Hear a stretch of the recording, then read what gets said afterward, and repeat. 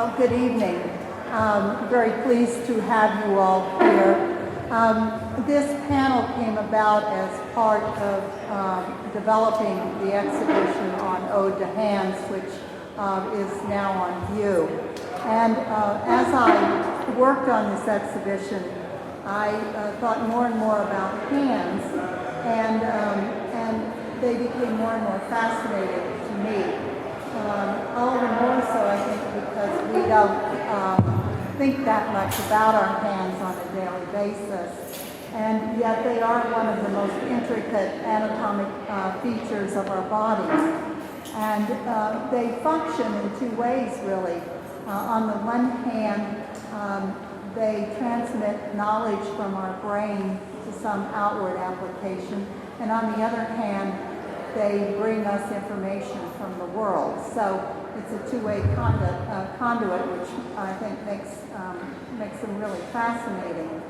And certainly, as we all know, the onslaught of mechanical and electronic extensions have made hands at once more or less valued.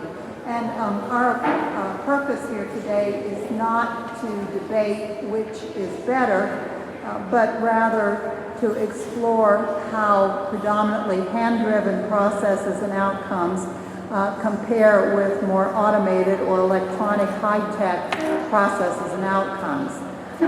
How each works with creativity, how these two options have affected the direction of development in a given field, and how have they impacted either manual or intellectual aspects of expertise, the latter including creativity, problem solving, innovation, and conceptualizing. So that's to give you a quick overview of the direction we're going in. So I've invited 3 faculty members from 3 different disciplines because skills certainly go across the board and aren't just limited to art or creativity for that matter.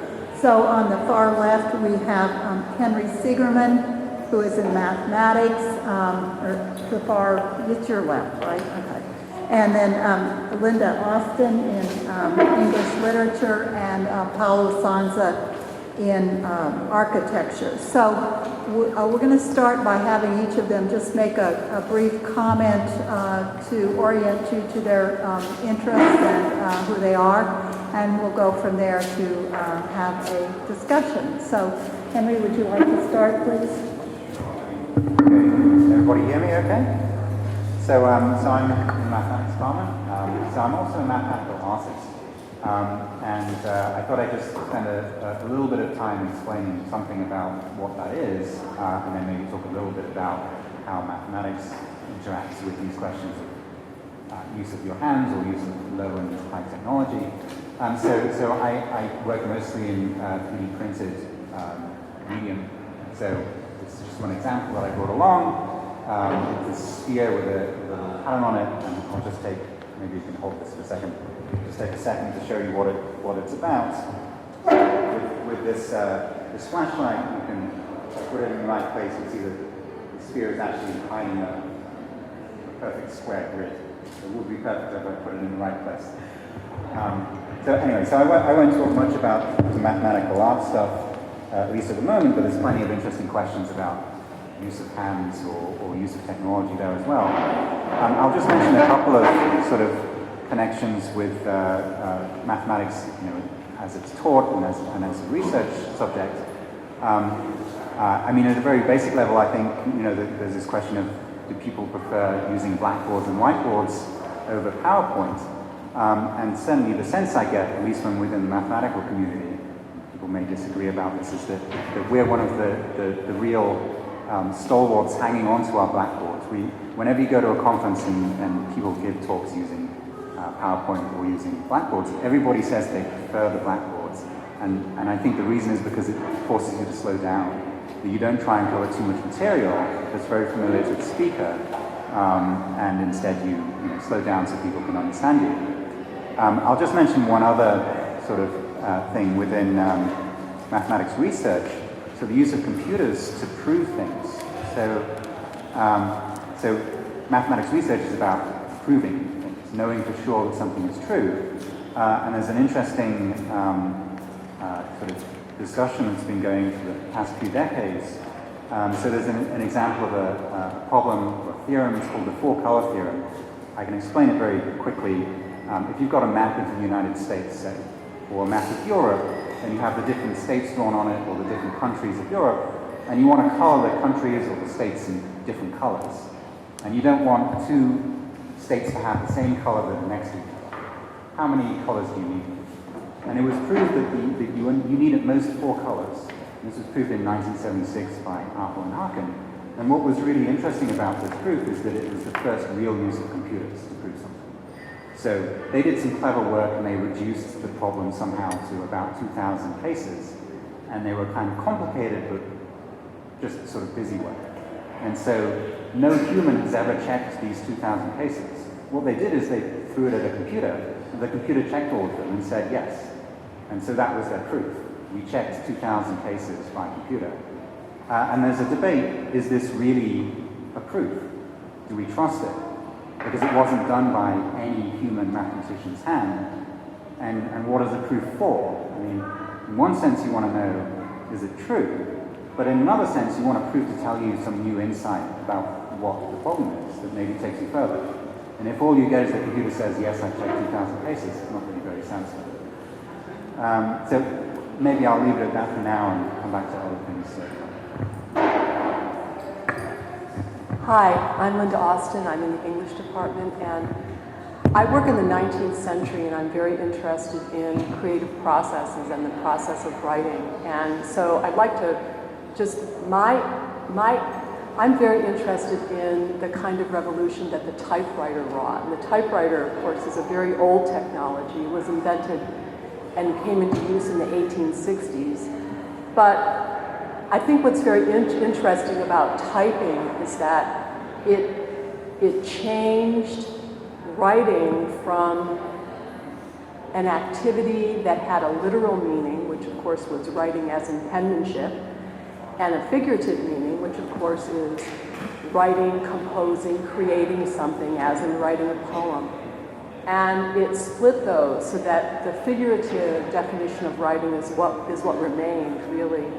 So what the typewriter did then is it took the hand, and which in penmanship was a design element, right? Your hand formed cursive, you learned how to make letters, and it turned the hand into a percussive instrument. And that whole aesthetic dimension of what the hand could do completely changed with the typewriter. The typewriter also moved writing from a one-hand operation to a two-hand. There is some research that says that when you're actually working with two hands, you use less of your brain. I don't know how, this is a theory, and therefore it's much better if you take notes by hand than if you type in notes. This is the theory in any case. So this is very interesting because now writing becomes solely figurative. And let me just give you one anecdote. You may all know the novel On the Road by Jack Kerouac. You may know that there's a story of how he wrote it. He actually typed it. But he typed it on long scrolls of paper. Some people thought it was toilet paper, but it was actually just very long 20-foot scrolls, and then he scotch taped them all together.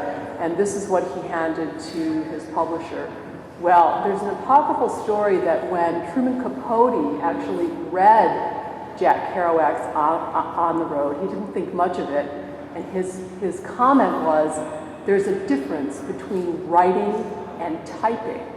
And in this anecdote, you can really see that Capote has completely adopted the notion of writing as totally figurative and creative, and the idea of literal writing now simply means penmanship. So I'll leave it at that for now. I can update my ideas about the hand to the 20th century later.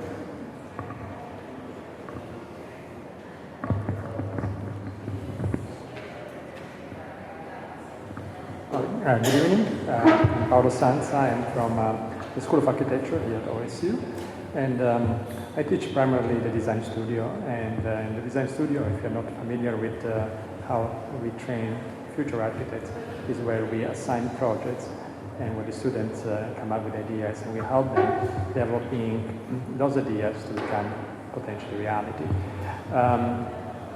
What I think I'm interested to bring tonight is no matter how we create, there's been a lot of debate since we used to draw by hand, now we do everything with computer. But at the end, really the building is a tactile experience. So to me at least, it doesn't really matter how we create. At the end, we all live in building, we can actually feel and touch. So the hands, even if it's not part of our process, eventually becomes our product, because everybody will touch and experience a building. So.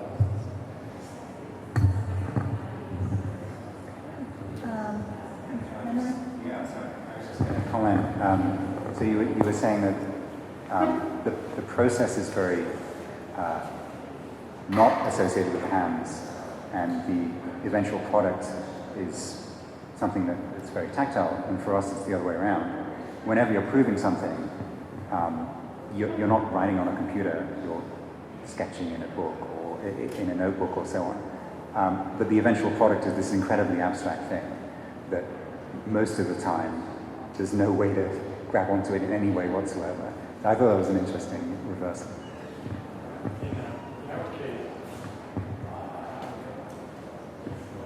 There's been quite debates, even among many architects and scholars, about why we need to use the computers and what the computers are brought to the creativity process. And we train our students by doing sketches, doodling, and computer modeling, and physical models through their hands or through 3D printing and little cutting. So there is a tactile experience, even though it's getting less and less. But like I said, at the end, no matter what, like in this particular case, or any case, when we go back home, it's a home that we can actually feel on different levels, right? We can touch it, but we can smell it, right? And we can hear it. And so I think, at least for us as an architect, even if we can be detached with the hand in our process, usually I do everything in computer right nowadays. I do print and I sketch on it and go back to the computer. I like the precisions, but I think that has to do with it's a personal thing. But at the end, I really can control, in a way, how people experience it. I can. Okay. I can. It's very bizarre for me to hear my voice, but. If I specify a certain floor, right, you can actually hear how you walk. So actually you become very conscious. So even if you can be very, very detached, at the end, our final product is very tactile at many, many different levels. And so, which I think it's quite fantastic in many ways. And these things have never changed. So this is the same thing that we were experiencing during the Egyptians' time, with the Romans, and nowadays. So it doesn't matter how complex your building is, no matter what kind of software you're using, no matter if you do a straight line or blocks or anything like that, at the end, you have an experience. I guess this sort of connects to both of you. I mean, I know you said we weren't going to say which was better between, but what's the difference? I mean, so you mentioned, the sketch often and with by hand versus sketching with the computer as well, and if you're writing by hand, it's kind of cursive versus typing. There's a difference in your process, but is there really a difference in the end product? Is there any feature of the difference that you could identify? Well, I don't think so. At least in a particular case, maybe my colleagues might disagree, but I think because the end product is something that you need to build. And so how you get there, I think to me, in my opinion, is somehow relevant, as long as you get there. And so. Can you hear me? Am I on? You're on. I know that I went to graduate school in the 80s, and in the 80s, none of us had a personal, well, I think some of us had started to have personal computers. But I think a lot of us, there are some people in here who might be able to corroborate this, probably wrote our dissertations out by hand, and then maybe there was a departmental computer, and we then just sort of transcribed cursive into the computer. And at that time, I know there was a lot of talk about how, when we all got personal computers, our writing process is going to change completely. And these conversations were all very, very speculative. That, you know, now that we could move text around, et cetera. And I don't really know that it really has changed very much. It has changed the process, but I don't think, at least my writing is necessarily more polished because I have a PC. It's really, I don't really think that this sort of revolution has affected creativity. It affects the experience of the process, but in terms of the product, I don't know. I mean, surely it takes less time. No. It doesn't take less time to get the same product? Well, I don't have to wait for whiteout to dry anymore. I can't imagine writing a paper without the ability to move things around and edit things and easily, you know, shuffle things around. I can't imagine how. Well, you just didn't move them then. You just wrote it down once, and then that was it. And you don't have the ability to control Z and I mean, I grew up writing by hand. As a matter of fact, I even found a typewriter to be somewhat at home. But when you're writing a manuscript, you go back to scratch, put arrows down, put it in margin, and then when you come to the end, you try to put it all together, even then you're going to be changing things. And I will admit, depending on your mood, you can look at the way you write. Your handwriting will tell you whether you were excited when you were writing or bored by what you were doing. Or tired. Or tired, Yeah. so there's a little bit more information there. But I mean, surely all of that time spent, you know, so when you've got arrows going everywhere, you don't have what the paragraph is supposed to look like in the final form. It's not so easy to see what it's going to be like, I wouldn't think. It's easy to see how it developed. And if you go to manuscripts of writers in the 19th century, very often the manuscript is more interesting than the printed copy of what you got. Yeah, I was saying, we should, right, we won't be looking at the scratched out things on manuscripts. We'll be looking at the previous versions stored away on Dropbox or on your Time Machine hard drive or something. It's all there, it's just in a different sort of form. And maybe at some point we'll all be typing on our iPad Pro things and it will know how hard you type, color it differently to get some sense of what you're feeling. I was just going to interject to what you were saying about it not changing the outcome. I can't speak really as somebody who's a visual creator, but as a teacher about the visual arts, I had students read an essay by a jeweler, a jewelry artist, and he had the idea that with watching his students that when they had to work more by hand in terms of coming up with designs, they tended to stick and work through a design, give more attention to working through a design to see where it would go, as opposed to the computer where they would just keep coming out with different designs. So I don't know that it's just different. And we're not making value judgments. Right, That's what I hear. Right. Yeah, so I don't know. Maybe there's a parallel here between, you know, well, should I give my honest opinions about calculus 2 in this venue? I'm not sure. There's certain parts of, you know, mathematics education where we're teaching. Well, so for example, we don't teach people to use slide rules anymore, and there's certain things that eventually the way that we do things changes because now there are computers that can do these things for us. And you know, is it an advantage that we don't have to do the hard slog of figuring those things out by hand? And there is some debate there. But you know, on the whole, being able to just throw it at a computer program and give you the answer tends to free you up a little bit more to, I mean, the hope at least is that you've got more brain space available to explore things and do all your, you mentioned the typing with two hands takes up less of your mind than one hand.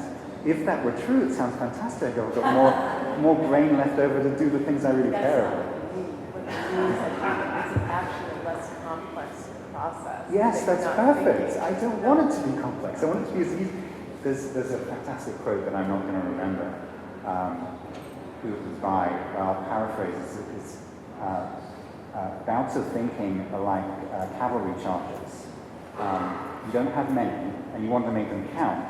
So you should try and make everything else as easy as possible so you can use your cavalry charges to do the thing that you really care about, rather than the busy work that you have to do. The point is not anything else is true. The point is that with two hands, certain parts of your brain that store memory are not engaged, and therefore for studying, That may be true. yes, you should write it, yes. I would honestly have to agree with you. When I write out, I'm the person. Whenever I'm writing, like with my hands, I have passion. I care about what I'm writing.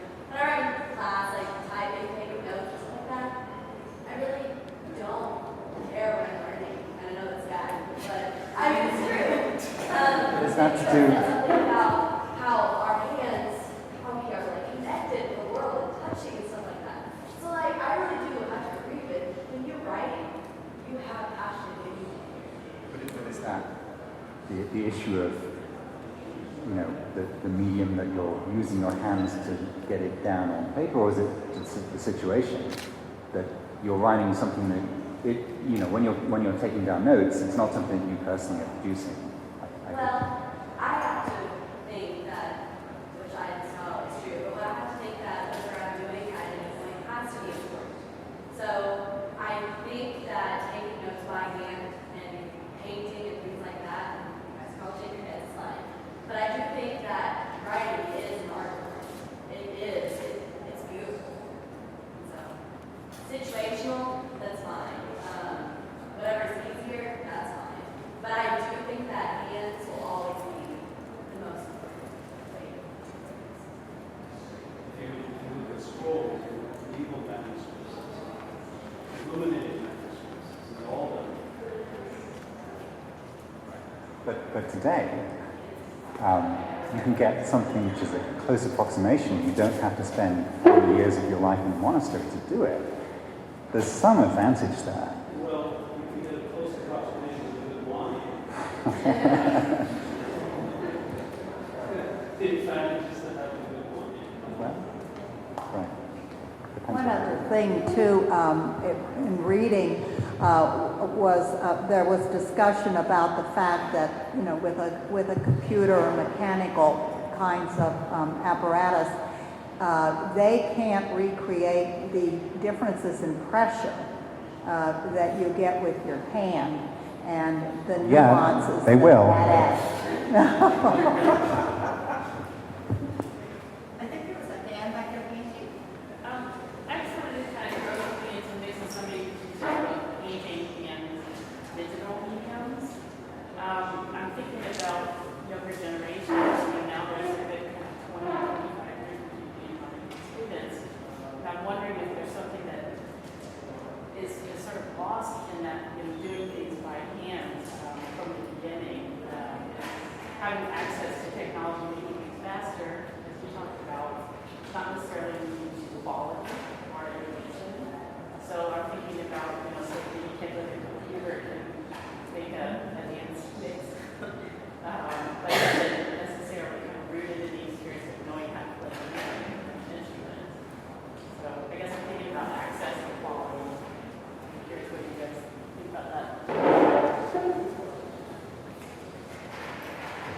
Well, what I notice in our students, it's easy to master digital media, at least in the way I see our students.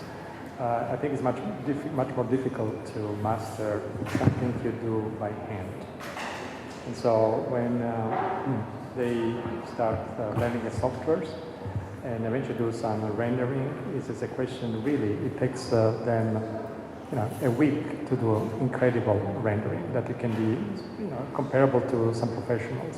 I think it will take them much longer if we were going to do a watercolor, like we were used to do our ink drawings, but really had to master a very different kind of skill. It's not anymore about command. You actually have to understand how an ink pen, rapidographs when I used to go in school, right?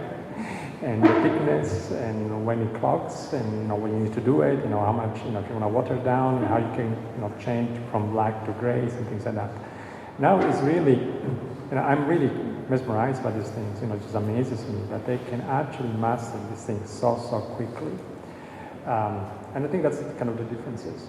I think technology in one way, at least in our professions, it makes everybody good. Even the mediocre students, in terms of design, it can be an excellent renderer. And so I think to me that's And I mean, this goes back to the question before, does it make a difference how you did it? If it's good, even though they used a computer and it took them a week versus, spending a year doing it, is it as good? Does it make a difference? I'm not saying this is good. I'm saying it's either good or bad. I said eventually, it's, if you go back, eventually it's the final product that counts. What I'm talking about, it takes much less time nowadays to master a skill than it would take before, by hand. When I was a student, I liked a certain kind of drawings, and to me it took a long time to do it, right? And then you were tending at that time, and you were trying to create even your own language, your own personality through a style of design. I think right now it's very difficult, at least I see my students, to be a little bit different than everybody else. So it's hard if you come to my studio and there are presentations and everything looks quite the same. So it almost looks like one person did all the drawings. When before, and not to say that you cannot achieve that in the computer.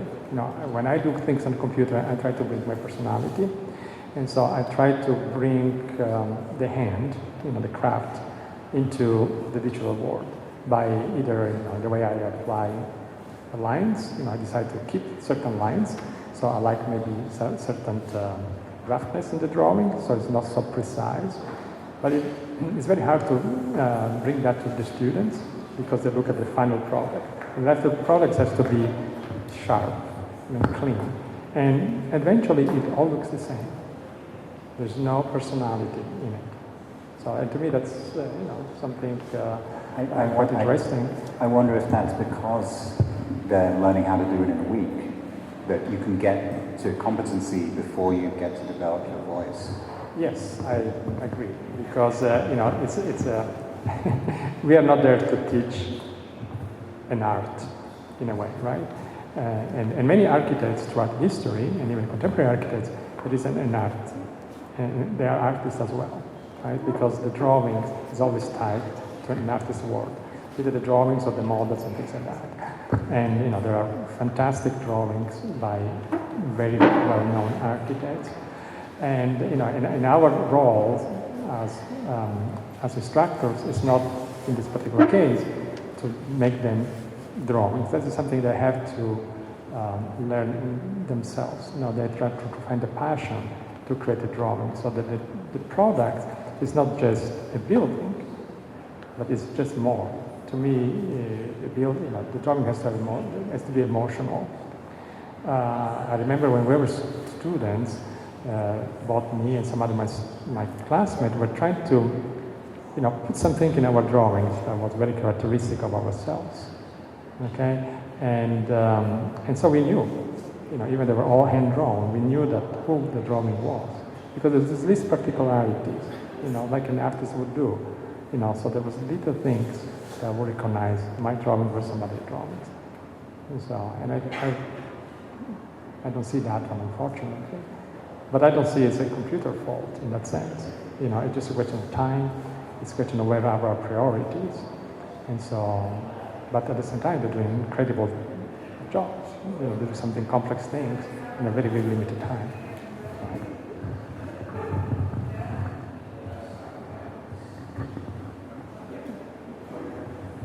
In listening to this, I think that one of the things I'm seeing we're discussing is that it's not one is better than the other, but I think the computer, like if you have in your studio somebody really sketch something and impress people and express that view by doing good sketching, it opens up a whole world of people who do it on a computer. So I think the technology enables more people to engage at a level that others can accept. You see paper in China. China exploded when they had paper. The printing press in Europe exploded when more people could get engaged in what was going on. And I thought Brewster's points were spot on when I heard him say, because if you look at my writings, I mean, I'm scratching out stuff, errors on everywhere. I said 3 pages over. But I've been going to a point where that is so confusing to me. My mind gets cluttered. And now I put it on the computer, I can drag it here and there. The only thing I will say about it is that sometimes I wish that I had something because I think I might get better than what I did there. And so I feel the same to me because I want to go back and see what I wrote before. But I think that it's people enables more people to actively communicate, brings more people, more creativity into the game. Right. Yeah, I mean, I think there's, well, I mean, this has really moved from hands to more sort of technology. But yeah, I mean, the democratization of creative output is, I mean, an enormous, you know, these days, right, somebody in their bedroom on their laptop can make a video or a movie, and it, you know, can reasonably compete with what's out there in professional world. Right, it used to be you had to spend 40 years in a monastery to be able to make a movie. So it's yeah. I'm trying to think of what kind of movie you just made in a monastery. Arlette has asked me to say something about handwriting, so now I'm back in the 19th century again. I think that one of the interesting things about penmanship or the art of handwriting and making beautiful writing is that there was a huge effort, especially by amateur groups, to make sure that penmanship was coordinated with creative quality. And an example I can give you that's kind of odd is one of the amateur groups that really tried to keep penmanship alive once the typewriter was invented and many more automated systems are coming into play were spirit writers.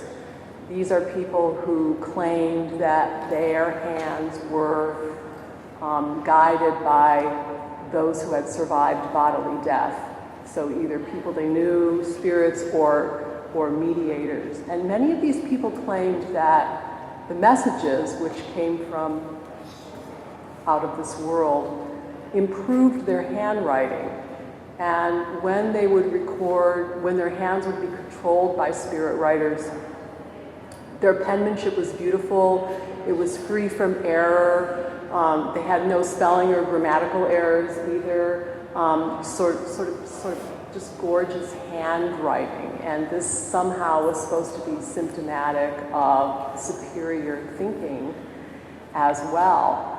Now, many of us really, I don't write very much anymore, and I don't know if that's your sense too, but something interesting, and this doesn't have to do with handwriting, but I just thought of it actually. This has to do with writing on an app, like writing a message, so that icons have begun to appear in writing, right? So that there's actually a kind of reduction in sort of the daily message.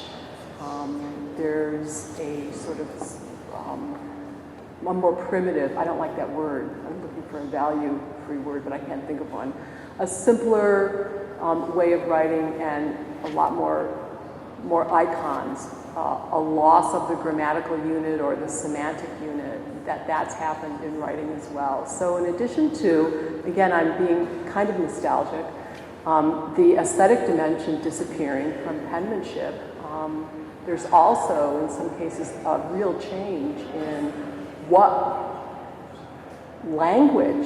constitutes language in this percussive mode that we have on a very, very daily level.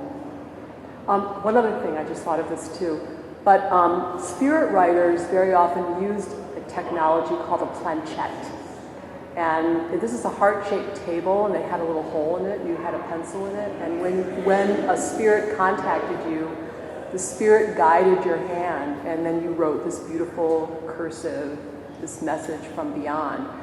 And as planchettes developed, they sort of became improved, and they too moved to percussive instrumentation, so that they became Ouija boards. So you no longer wrote the message from beyond, but it moved, the spirit moved your hand, and you plunked it on letters, and that's how it wrote it for you. And so even with spirit writing, the sort of aesthetic dimension of cursive disappeared as well, and it became essentially printing.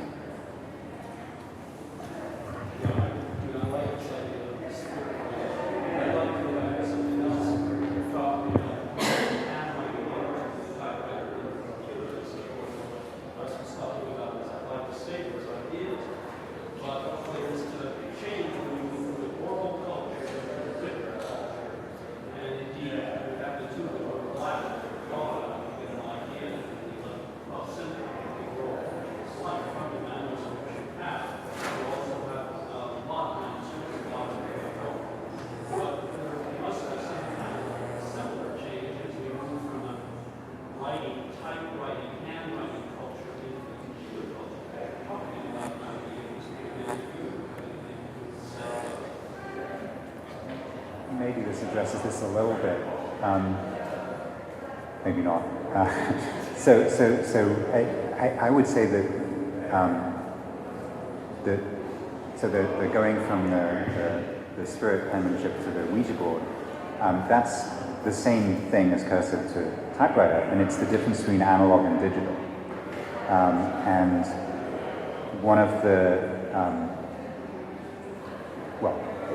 so this happened with oral to written as well. When there's a permanent record, then it doesn't shift so fast. Oral traditions are more resistant, less resistant to sort of mutation over time.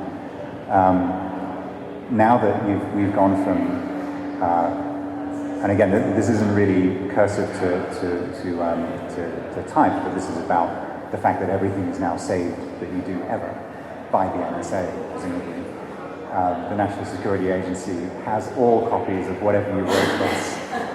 There's no need to worry, you just need to call up your friends in government. Now that everything is online and everything is digitized, there's certainly a difference in culture in how the work that you put out, or even the notes that you scribble to your friends, go out there into a much broader world than they ever did before. That certainly makes a huge difference in the way we communicate. I don't know if that addressed your question.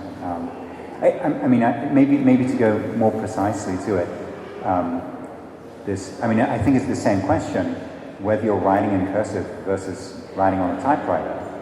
The process is a little bit different. Does it actually make a difference to what you put out there? What I have in mind is the oral documents, there's no written copies. There's the way of reading, reading oral forms, and the way of notes and something. But it changes every time. But you start making copies of it, then you may have copies of this reading performances. There's a lot less movement.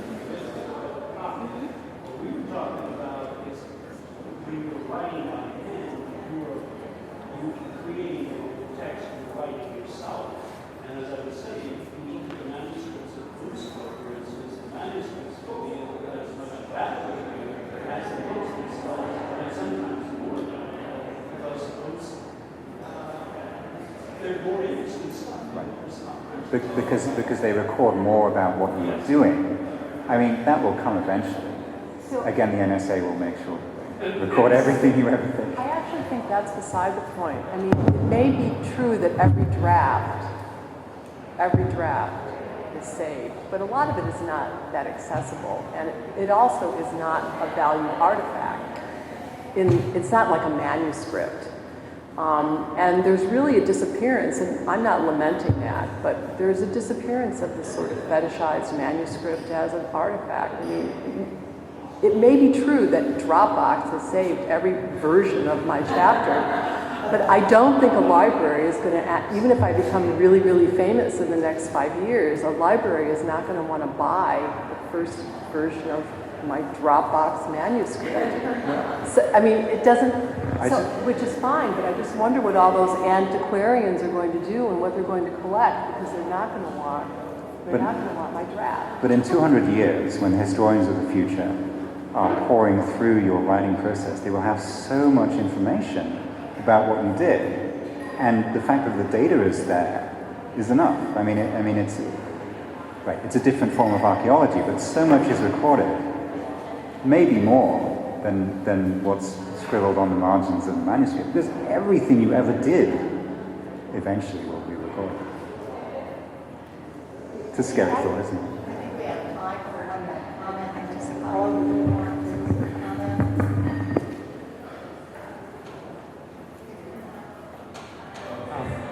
There are a couple of things about the manuscripts. In architecture we use the same thing. We call it process, and essentially we try to record what we are creating and the evolution. So it's the same thing as a manuscript in many ways. And at the end, I tend to agree. Even I find in my students sometimes the manuscripts are more intriguing than the final product. There's also roughness that I like in the process and the manuscripts, in the architectural manuscripts, if you wish. But one thing I'd like to ask me a little bit is about the